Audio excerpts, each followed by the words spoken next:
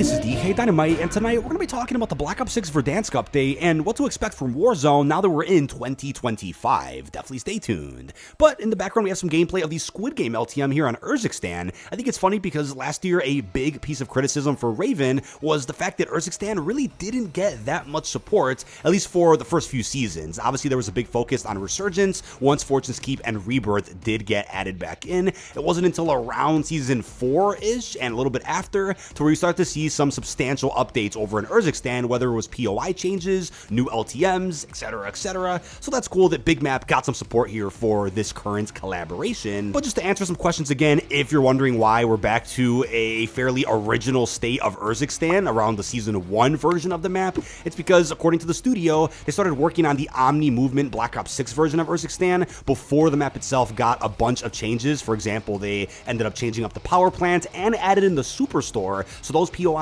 didn't end up making it to the BO6 version of the map, which got overhauled in season 1 of this game. But I want to start this video off with a bit of a hot take as well. In my opinion, when it comes to a new Warzone integration, you almost need a big battle royale map to launch with season 1, just so that it feels like a fresh new take on Warzone, just so that it feels like a new iteration of the mode. I know some folks out there called Warzone 3 last year, they're calling it Warzone 4 this year. There's no number really attached to Warzone anymore, but if you wanted this to feel like Warzone 4, you almost needed a big new BR map, especially because a majority of people, or at least a lot of folks in the content creation scene or competitive folks, they play big map more than they'd ever play Resurgence. And I think with launching with just a Resurgence map, it doesn't really help people feel like we're in a new era of the mode, on top of the fact that with the BO6 integration, a ton of quality of life improvements that Warzone had over the duration of MW3, a lot of those improvements and updates were lost and may get added back in later, maybe not, but I think that also led to a bit of a down period where a lot of Warzone focused creators or just Warzone only players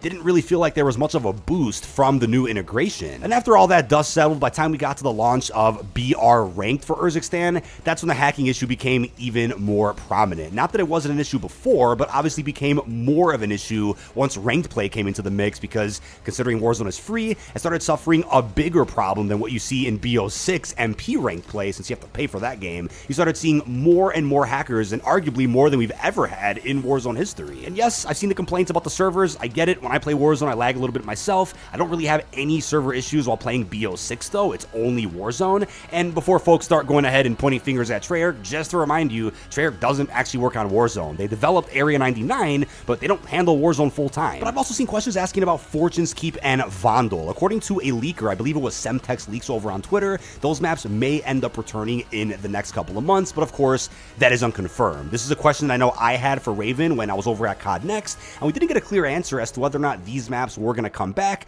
but they did note that they do prioritize maps and new playlists for the experiences that people are playing the most. So if Fortunes or Vondel had really good player counts before the BO6 integration, then you can bet they'll probably end up coming back, but obviously that'll take a little bit of work, considering another studio has to go ahead and iron out Omni Movement and all the BO6 mechanics on those older maps. So that may happen in a few months from now. You never know. I think if anything, there's a higher chance Fortune's Keep comes back, because that was in the current Warzone for a lot less time than Vondel was, and Vondel's of course a little bit bigger, supports BR. I could totally see Fortune's Keep being the third map in the current Resurgence rotation. But now let's jump into Verdansk. Let's be real for a second about this map. This is the first ever Warzone experience from 2020, right at the height of the pandemic. This is the map that obviously kick-started Warzone, so there'll obviously always be a lot of love and nostalgia for Verdansk. I totally get that. I'm not opposed to seeing this map come back. I totally understand the love for Fortnite OG and how that's probably shook the industry a little bit, especially the studios that make BRs, into wanting to bring back their first ever BR maps for whatever that game is to see how that would do, similar to Fortnite OG. But something people really do forget is many months after the release of Verdansk, we obviously had the Cold War lifecycle, which began.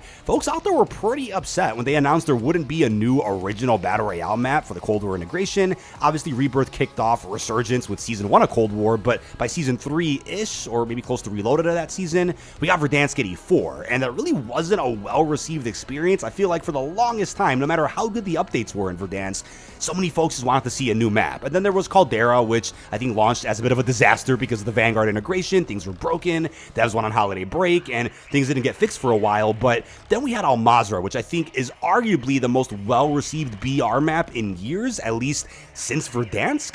And then we got Urzikstan, which I think think kind of has mixed reception, but I would say by now people are just done with the map. I don't think people really want to jump into this map anymore, and it's time for something new. And we were about to get something new, which according to rumors would have been Avalon, which you can already see through the Black Ops 6 campaign ending and Season 1 of multiplayer. This was the big locale that BO6 was really going to focus on, so it only makes sense that it was going to be the new Battle Royale map for the game. But according to the media out there, the map got pushed back to next year's Warzone integration in favor of bringing back Verdansk first. Now, I understand wanting to celebrate the 5-year anniversary of Warzone in just a few months from now. I totally get that, but in my opinion, I think they should have at least started Season 1 of BO6 with Avalon, the rumored BR map, drop Area 99 in Season 2 or maybe even 3, and then closer to the spring, which is the confirmed release window, which I'll talk about in a second, that's when you bring Verdansk back and have the first ever BR map rotation with 2 maps at once.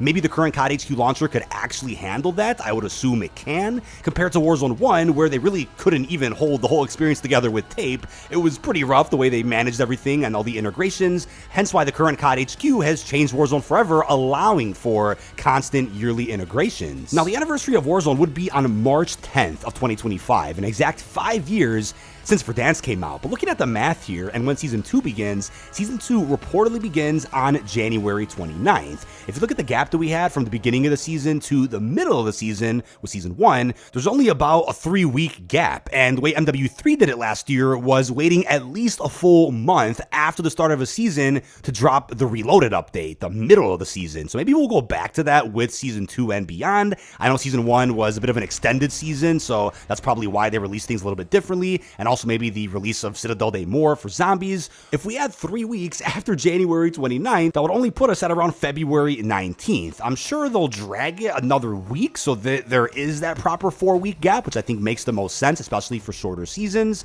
So it'll probably be around February 26th if I had to guess. If they really want to push it an extra week, which I also wouldn't mind, that'll put us into the territory of March. That would be Wednesday, March 5th, which is about 5 days before the official Warzone 1 anniversary. Obviously, you wouldn't expect Verdansk to drop on the actual 10th of March. That's a Monday, and we typically get major content updates on Wednesdays. So those are the dates that we can speculate about as of right now. We know that Season 2 marketing should probably be around the 23rd of January, or just that week, around 6 to 7 days before the start of the season itself. Verdansk should be on that roadmap if it is going to be a Season 2 release, similar to how Verdansk was also a Season 2 experience back in Modern Warfare 2019. The only issue I have with this is that over at COD Next a few months ago, it was confirmed that Verdansk is going to be returning in spring of 2025. If you want to get technical with it, spring doesn't officially start until March 20th and will last until June 20th of this year. You don't have to be exact with the start of spring to consider it a spring release. The weather will probably be nice in early to mid-March anyway, but if that is the case and they're really waiting for it to be officially spring, then that would mean the map itself wouldn't be coming out until presumably Season 3. But for a second, I just want to reminisce on how crazy Warzone was last year, because you had Urzikstan in Season 1, Fortune's Keep in Season 2, and then Rebirth in Season 3. We had back-to-back-to-back drops, which was brilliant to see. Obviously, a nice collection of teamwork from Raven, Beanox, High Moon, and several other studios. I'd be really curious to see who is handling the full-fledged development of Verdansk for the Black Ops 6 integration, which studio is actually working on it the most. We'll probably learn that soon, and I'm sure we'll get info in the Season 2 blog post if it is going to be a map that drops in very early March. Now, a big question will be, will it hit the same as original Verdansk when we end up getting the return of that OG Warzone map at some point, let's say this March? That's a good question going around right now, not just because of the state of Warzone right now with hackers and servers and other issues with the anti-cheat, but more so because of the map itself. Will it hit the way it did when everybody was locked down? In my opinion, a big part of Warzone's success isn't just that it was free to play and offered something fresh for the COD series, it was that a lot of folks out there had nothing else to do, and they were all locked down for long periods of time, so that immediately boosted the love for Warzone, the player counts, and I'm sure even some in-game store sales. But was it the map itself that made it feel so special? I'm going to say, based on the Verdansk 84 controversy that existed during Cold War Cycle, people out there really were ready for something fresh, and I'd be curious to see what the longevity is, or the replayability is, of an OG Verdansk, regardless of what version they bring back. The fan favorite MW Season 5 version, Verdansk 84, no matter what it is, I'd be curious to see how long it can hold the community together before folks get burnt out of the same map that they already played for several years in Warzone 1 and could play right now over in Warzone Warzone Mobile. Now, I'd also be curious to see if they end up dropping the map earlier than we're expecting because of the current sentiment around the Warzone experience, right? I think morale's at an all-time low for the Warzone community. I know it was pretty tough during Al-Mazrah and Warzone 2.0, but the map really wasn't the issue, and hackers also weren't that big of an issue during the launch of Al-Mazrah. It was more so the mechanics and gameplay features that Infinity Ward reintroduced or took away, and that really upset a lot of folks. But right now, things are pretty rough for Warzone, so will they drop the map earlier than we're expecting, maybe at some point in February during like the first few weeks of Season 2 to really win people back? I honestly think that would be a bad idea, especially if that happens before Ricochet gets a major overhaul. It would be an absolute disaster if they end up dropping Verdansk in the current state of Warzone before the anti-cheat gets a pretty big makeover to where there's faster ban waves and a more secure kernel level driver that scans everybody's computers in ways that other games do, so that you can really prevent a majority of Warzone matches from having hackers in them. Now, the Ricochet anti-cheat update is confirmed for like Season 2 or 3. It looks like both seasons will be pretty important for Ricochet.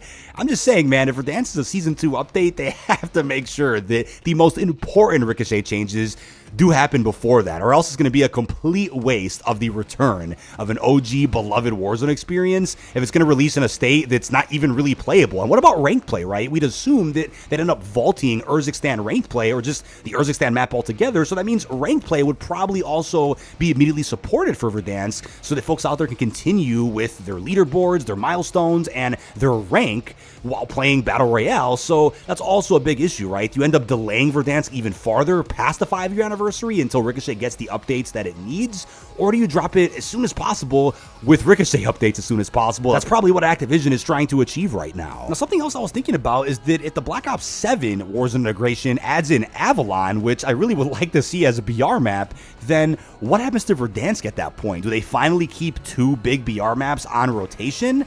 I would hope so, because at that point, especially if OG Verdansk gets really well received, you don't want to remove that map and kind of throw a wrench into the momentum that Warzone probably gained after March 2025, especially for a map that folks might not like as much. I mean, we would hope that Avalon is better than Verdansk, but I think they're going to end up getting stuck to where it's essentially a double-edged sword. You add Verdansk in, but you can really never take it away, which in that case might also affect future BR map launches if folks out there choose not to play the new map, but just stick with the old one. I mean, players are players. Maybe they don't care what map people are playing, but you'd assume, based on the way Call of Duty has done things in the past, they wouldn't really let you play Verdansk for a little while as Avalon gets added in. Then maybe they'll add Verdansk in on that big rotation. I'd rather the community try seeing BR maps on rotation versus Resurgence maps, just to see how that gets received for a little while, if that's what folks would prefer to play, so that if it's a storage issue with COD HQ, have 2 BR maps on rotation and just 1 Resurgence map that gets maybe swapped out every season or something. But hey, if I had $1 for every Treyarch Warzone Battle Royale map that got scrapped in favor of Verdansk, I think I'd have $2 by now, right? Rip the Euro Mountains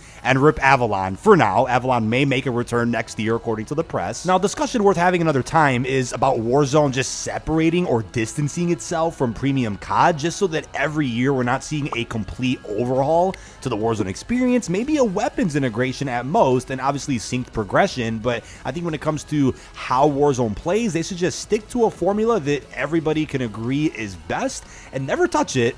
And then from there, just let Warzone exist kind of adjacent to the premium series with some added benefits of maybe some progression or cosmetic crossovers. But something I really want to see with not just Verdansk, but any future Warzone map is just added POIs, similar to what we saw in Blackout for the first few operations, right? I think Verdansk did a great job with Nakatomi Plaza, which is part of the Die Hard crossover. We'll probably not see that POI return in Verdansk, but stuff like that, right? An exclusive POI that fits the theme of a crossover that you at least could leave in for an entire season or more. I think that would be brilliant, and I'd be curious to see what Black Ops content could be introduced in Verdansk. I mean, it is a Black Ops year, so it's almost really weird timing to be celebrating the OG Warzone anniversary, which was during a Modern Warfare cycle, but add those red doors back in, add in a bunch of Easter egg quests with secret blueprint unlocks and other awesome rewards, right? That's something that Warzone's really lacking right now. I think it really gives Warzone a soul when you have more to do than just get kills and win. That's why I loved Blackout so much. The character missions, the Easter eggs, the map updates, the seasonal surprises, the maybe in-game live events they can bring back again. Let's see more of that with the future future of Warzone, and no matter what map is currently playable or live, people will dig it, people will love it, and have more reasons to play, and maybe even less reasons to get frustrated when running into hackers or attempting ranked play. That is about it. This has been dkdynamite. Leave our thoughts down below in the comment section. What are your thoughts on the Black Ops 6 Verdansk update coming in the next couple of months? We're just not sure exactly when, but I think we narrowed down some pretty good release windows as to when it could end up dropping. Leave our thoughts down below. Really hope you've enjoyed, and peace out, everybody.